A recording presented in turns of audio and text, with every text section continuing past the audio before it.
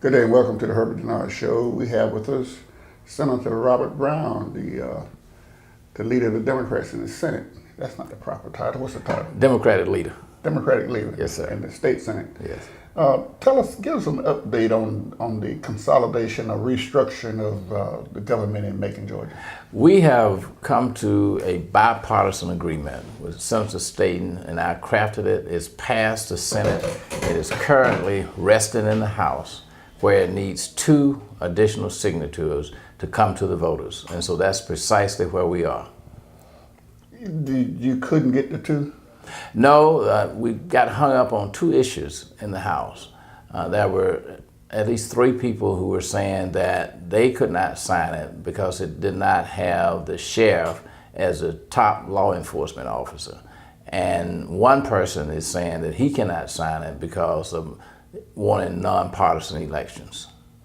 Okay, what about in the House? You got State Representative David Lucas and Right. State Representative Nikki Randall. Right. I'm not just trying to pick the African American on there, but they support it, don't they? Yes, but they both support it. But They both have signed it. But you need at least 4 signatures from local legislators to pass it. How about Bubba Epps? He's not for it? He is not for it. Mr. Epps has said that he's not for it because he wants to have a sheriff as the chief law enforcement officer. Ironically, he signed the bill last year that did not have the sheriff as a chief law enforcement officer. So I don't know what changed his mind between last year and this year. And Alan Peake?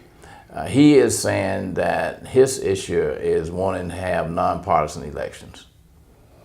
What's the big issue about nonpartisan elections? I think the big issue about nonpartisan elections is that people want to travel under a banner without it being known.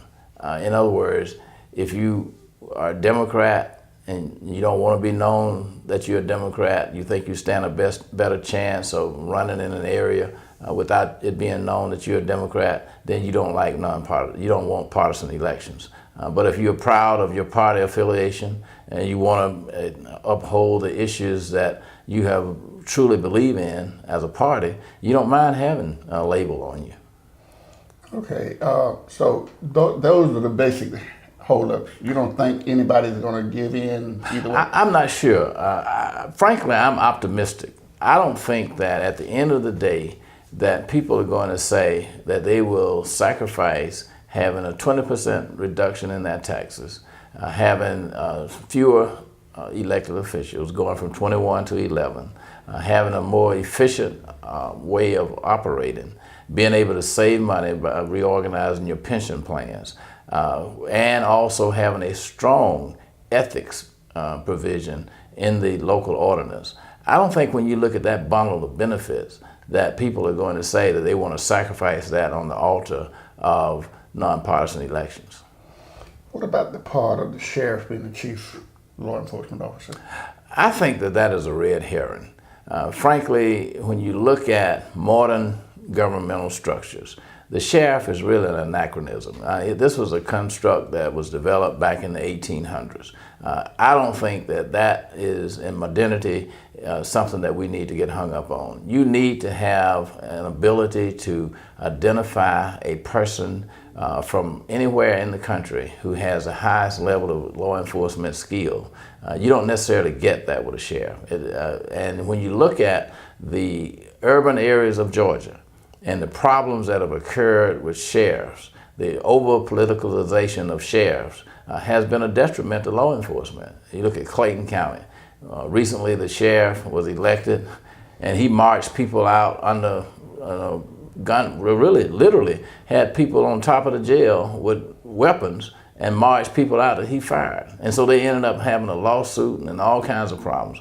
In DeKalb County, a former sheriff is allegedly orchestrated the killing of a newly elected sheriff. The sheriff in Fulton County was viewed as a nice guy, but totally incompetent. As a result, a judge died and a couple of other people died because he didn't really protect the jail. So I think that when you look at it in the whole, and one of the problems, Herbert, is that when you talk about sheriffs, people think you're personalizing it. You know, that somehow you don't like a particular sheriff. But what you're really talking about is the conceptual framework. Now, from an economical point of view, you're still going to have a sheriff because constitutionally you're required to do that. But that sheriff has certain prescribed duties, being, managing the jail, serving warrants, and protecting the courthouse. I think that is something that you can have and still have a chief law enforcement officer. But another benefit of having a sheriff and a chief of police is there's a check and balance there. That chief of police, that sheriff is still going to have the authority to go across county lines, to also, in effect, be able to investigate that chief if there's some problem. And, correspondingly, the chief, as a chief law enforcement officer, could do the same. And as you know, historically in Macon, we've had problems with the police department, with corruption. We've had problems with the sheriff's officers who've gotten out of line. And so that's been one of the arguments in the past about consolidation, is that you need to have that check and balance as far as law enforcement is concerned. So I think that there's benefit in having the two, and the cost is minimus when it comes to the overall picture. What's the situation now? You have a sheriff, you got consolidation on hold. Legislation session is out. Yes. What's the chance of this passing this year? Well, August 15th, we will be called back by the governor in a special session.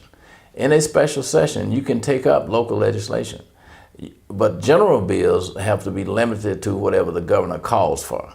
And in this case, it is expected that the first session will be a call to restructure redraw the district lines for the legislature, and then there will probably be a second call that will go out for a second session for the congressional. And so you probably have two opportunities this summer to get this done. Are you optimistic? I continue to be optimistic because I think reasonable people will conclude that we've come closer than we've ever been within modern times. And by modern times, I mean within the last 20 years or so, of being able to have this go before the people and let them decide. I don't think that rational people are going to say that we're going to let nonpartisan elections be a deal killer that keeps us from letting the people decide this issue. Right, because the people ultimately will vote on it. You guys are not presenting it. You present it to the voters. That's right. And so it's not like we're going to have our will imposed on people. They will decide. And so my position is, do you really think that people will say, I don't want to have a 20% reduction in my taxes.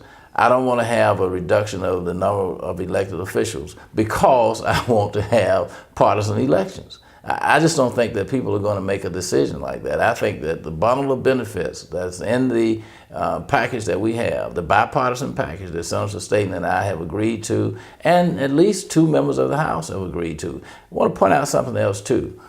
The 4 members of our delegation who actually live in Bibb County, 3 of those 4 members are in favor of this.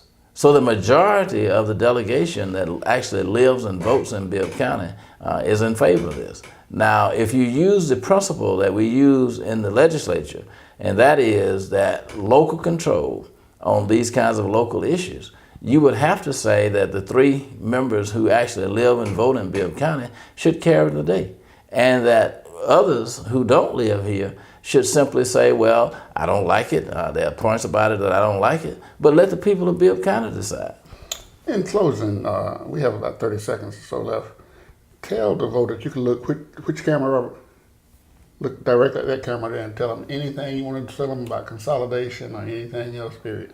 I want the people of Macon and Bibb County to know that we have worked diligently as Senator Staten and along with Representative Lucas and Representative Randall to bring this issue to a point where we think you should have an opportunity to vote on it. And I hope that you will have that opportunity. Do you think it'll benefit them to contact the legislators? I think that if you are represented by one of the persons who has not signed on to this bill, that you should call them and contact them and ask them to let you vote on it. Let you be the decider as to whether this is a good idea or a bad idea. I appreciate you stopping by, Senator. Yes, sir. And I wish you the best. Yes, sir. Thank you. And we'll be right back.